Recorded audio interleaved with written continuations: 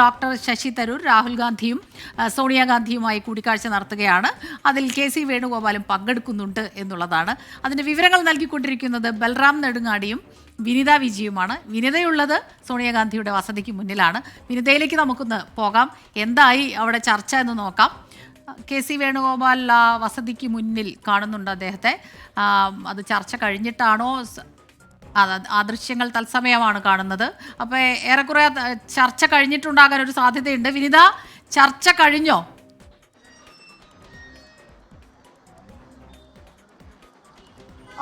സ്മിത, ഇല്ല, ചർച്ച കഴിഞ്ഞിട്ടില്ല. ചർച്ച പുരോഗമിക്കുകയാണ്. KC വേണുഗോപാൽ ചർച്ചയിൽ പങ്കെടുക്കുന്നില്ല എന്നാണ് നമുക്ക് മനസ്സിലാക്കാൻ കഴിയുന്നത്. ആ ദൃശ്യങ്ങളിൽ ഇപ്പോൾ നമുക്ക് അദ്ദേഹത്തെ കാണാൻ കഴിയുന്നുണ്ട്. അദ്ദേഹം മറ്റ് ആളുകളുമായൊക്കെ തന്നെ അവിടെ സംസാരിക്കുകയാണ്. ചർച്ചയിൽ സോണിയാഗാന്ധിയും രാഹുൽ ഗാന്ധിയും ഒപ്പം ശശി തരൂരും മാത്രമാണ് പങ്കെടുക്കുന്നത്. ഒരുപക്ഷേ ഇത് ശശി തരൂരിന് ഈ അടുത്തിടെ ഉണ്ടായ അദ്ദേഹത്തിൻ്റെ വിഷമങ്ങളും പാർട്ടിക്കുള്ളിൽ നിന്ന് അദ്ദേഹത്തിന് നേരിട്ട അദ്ദേഹത്തിൻ്റെ പ്രശ്നങ്ങളും ഒക്കെ കൂടി തുറന്നു പറയാനുള്ള ഒരു സാഹചര്യം കൂടി ഒരുക്കുക എന്നത് കൂടി തന്നെയാണ്. നമുക്ക് ആ ദൃശ്യങ്ങളിൽ കാണാൻ കഴിയുന്ന KC വേണുഗോപാലിനെയാണ്. അദ്ദേഹം ഇപ്പോൾ നേരത്തെ ഈ വസതിക്കുള്ളിലായിരുന്നു ഉണ്ടായിരുന്നത്. ഞാനിപ്പോൾ നിൽക്കുന്നത് സോണിയാഗാന്ധിയുടെ വസതിയിലാണ്. ആ വസതിക്കുള്ളിൽ നിന്ന് ഇപ്പോൾ അദ്ദേഹം പുറത്തേക്ക് ഇറങ്ങി ചില ആളുകളുമായി സംസാരിച്ചു. ഒപ്പം വീണ്ടും അദ്ദേഹം തിരിച്ച വസതിക്കുള്ളിലേക്ക് കടന്നിരിക്കുന്നു. ഇപ്പോൾ ആ വാഹനം പുറത്തേക്ക് ഇറങ്ങുകയാണ്. ശശി തരൂർ നേരത്തെ വന്ന വാഹനം പുറത്തേക്ക് ഇറങ്ങിയതിനു ശേഷം വീണ്ടും അകത്തേക്ക് ആ വാഹനം കയറിയിട്ടുണ്ട്. KC വേണുഗോപാൽ ഇപ്പോൾ ആ വാഹനത്തിൽ നിന്ന് പുറത്തേക്ക് ഇറങ്ങുന്നതിൻ്റെ ദൃശ്യങ്ങൾ കൂടി നമുക്ക് കാണാൻ കഴിയുന്നുണ്ട്. അദ്ദേഹം ഈ വിഷയത്തിൽ പ്രതികരിച്ചേക്കുമോ എന്ന് നമുക്ക് അറിയില്ല. എന്താണെങ്കിലും ഈ സംസ്ഥാന നേതാക്കളടക്കം വലിയ വിയോജിപ്പ് ശശി തരൂരിന്റെ പ്രസ്താവനയിൽ മുന്നോട്ട് വെച്ചിട്ടുണ്ടായിരുന്നു. പ്രതിപക്ഷ നേതാവ് VD സതീശൻ, രമേശ് ചെന്നിത്തല അടക്കമുള്ളവർ രൂക്ഷമായിട്ടുള്ള വിമർശനവുമായി രംഗത്തെത്തിയിരുന്നു. ഇതിന് പിന്നാലെയാണ് പ്രശ്നങ്ങൾ പരിഹരിക്കുന്നതിന് വേണ്ടി ഇപ്പോൾ ഇതാ ഇവിടെ യോഗം നടക്കുന്നത്. നമുക്ക് ആ ദൃശ്യങ്ങളിൽ കാണാൻ കഴിയുന്നത് മനു അഭിഷേക്, അദ്ദേഹം ദാ പുറത്തേക്ക് പോകുന്നു. പിന്നിലുള്ള വാഹനത്തിൽ KC വേണുഗോപാലുണ്ട്. ഇപ്പോൾ നിലവിൽ ആ കൂടിക്കാഴ്ചയിൽ അദ്ദേഹം പങ്കെടുക്കുന്നില്ല. അദ്ദേഹം ഇതാ ജൻപത്ത് 10 വസതിയിൽ നിന്ന്, സോണിയാഗാന്ധിയുടെ വസതിയിൽ നിന്ന് മടങ്ങുകയാണ്. വിഷയങ്ങൾ വളരെ പെട്ടെന്ന് പരിഹരിച്ച് മുന്നോട്ട് പോകണമെന്ന് നേരത്തെ തന്നെ വ്യക്തമാക്കിയിട്ടുണ്ടായിരുന്നു. ഇല്ല, അദ്ദേഹവും പ്രതികരിക്കാൻ തയ്യാറായിട്ടില്ല. അദ്ദേഹം മടങ്ങിപ്പോവുകയാണ്. എന്താണെങ്കിലും രാവിലെ അദ്ദേഹം മാധ്യമങ്ങളോട് സംസാരിച്ചിരുന്നു.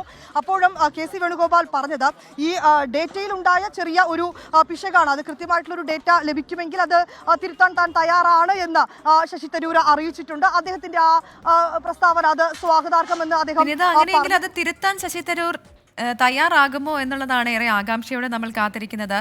അങ്ങനെ തിരുത്തുന്ന ഒരാളാണോ ശശി തരൂർ? അങ്ങനെ ഒരു പ്രതീക്ഷയുണ്ടോ നേതാക്കൾക്ക്?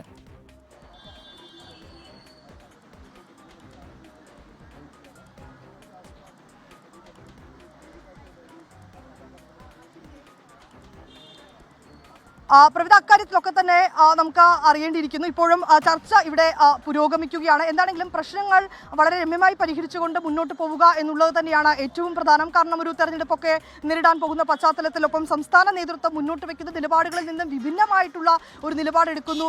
അത് ഈ നേരത്തെ നമ്മൾ സൂചിപ്പിച്ചതുപോലെ ബിസിനസ്സിലും വ്യവസായ മേഖലയിലും ഒക്കെയുള്ള കേരളത്തിൻ്റെ മികവിനെ അതിനെതിരെ പ്രതിപക്ഷമടക്കം വലിയ വിമർശനങ്ങൾ കൂടി ഉന്നയിക്കുമ്പോഴാണ് ശശി തരൂർ ആ ഇംഗ്ലീഷ് പത്രത്തിൽ അതിനെ ആ മികവ് ചൂണ്ടിക്കാട്ടി ഒരു ലേഖനം എഴുതുന്നു. പക്ഷെ പിന്നീടും അദ്ദേഹം അത് തിരുത്താനോ അല്ലെങ്കിൽ അതുമായി ബന്ധപ്പെട്ടുകൊണ്ടുള്ള തനിക്ക് തെറ്റ് പറ്റിയെന്നോ അല്ലെങ്കിൽ തൻ്റെ ഒരു അഭിപ്രായം എന്ന രീതിയിലോ ഒന്നും തന്നെ അദ്ദേഹം പറയാൻ തയ്യാറാകുന്നില്ല.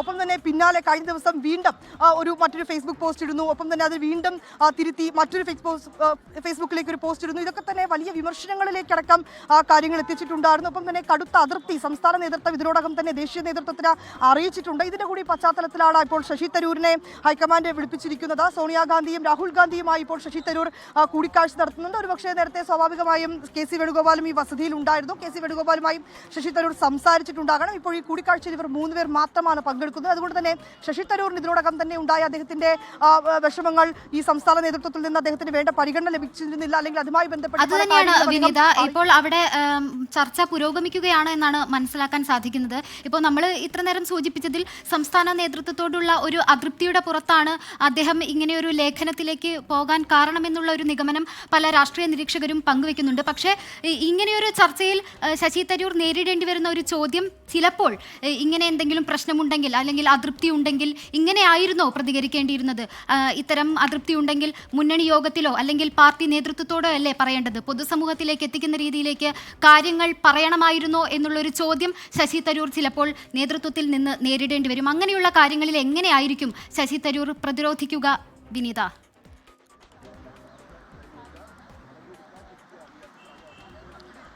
ഇക്കാര്യത്തിൽ നേരത്തെ തന്നെ ശശി തരൂർ പറഞ്ഞിട്ടുണ്ടായിരുന്നത് അദ്ദേഹത്തിന്റെ നിലപാടുകളാണ് അദ്ദേഹം പറയുന്നത് എന്നുള്ളതാണ്. അത് അദ്ദേഹത്തിന്റെ അഭിപ്രായം എന്ന തരത്തിൽ തന്നെയാണ്. അതിൽ ഏറ്റവും പ്രധാനമായി പറയേണ്ടത് ഒരു നേരത്തെ അതുമായി ബന്ധപ്പെട്ടുകൊണ്ട് തന്നെ നേരത്തെ അദ്ദേഹത്തിന്റെ ഒരു നിലപാടുകൾ അദ്ദേഹം വ്യക്തമാക്കിയിട്ടുണ്ടായിരുന്നു. അതിൽ നമ്മൾ നേരത്തെ സൂചിപ്പിച്ചതുപോലെ അദ്ദേഹത്തിന്റെ ഒരു ഡേറ്റയുമായി ബന്ധപ്പെട്ടുകൊണ്ടുള്ളതായിരുന്നു അദ്ദേഹത്തിന്റെ ഒരു പ്രസ്താവന. അതിൽ ഏറ്റവും വിവാദങ്ങൾ ഉണ്ടാക്കിയത് സംസ്ഥാനത്തെ സംബന്ധിച്ചിടത്തോളം സംസ്ഥാനത്തിലെ കോൺഗ്രസ് നേതാക്കൾ വലിയ വിമർശനങ്ങൾ മുന്നോട്ട് വെക്കുന്ന വിഷയങ്ങൾ, അല്ലെങ്കിൽ സർക്കാരിന്റെ ഭാഗത്തു നിന്ന് വീഴ്ചയുണ്ടായതായി ചൂണ്ടിക്കാണിക്കുന്ന വിഷയങ്ങൾ, അത്തരം വിഷയങ്ങളിലൊക്കെ തന്നെ അത് ഈ വ്യവസായ രംഗങ്ങളിലേക്ക് അടക്കമുള്ള വിഷയങ്ങളിൽ അതിനെ പ്രകീർത്തിച്ചുകൊണ്ടുള്ളതായിരുന്നു ഈ ശശി തരൂരിന്റെ ഈ ലേഖനം. അതിന് പിന്നാലെ തന്നെ അതിനെ തിരുത്താനോ അല്ലെങ്കിൽ അതുമായി ബന്ധപ്പെട്ട ഒരു വ്യക്തത വരുത്താനോ പോലും അദ്ദേഹം തയ്യാറായിട്ടുണ്ടായിരുന്നില്ല.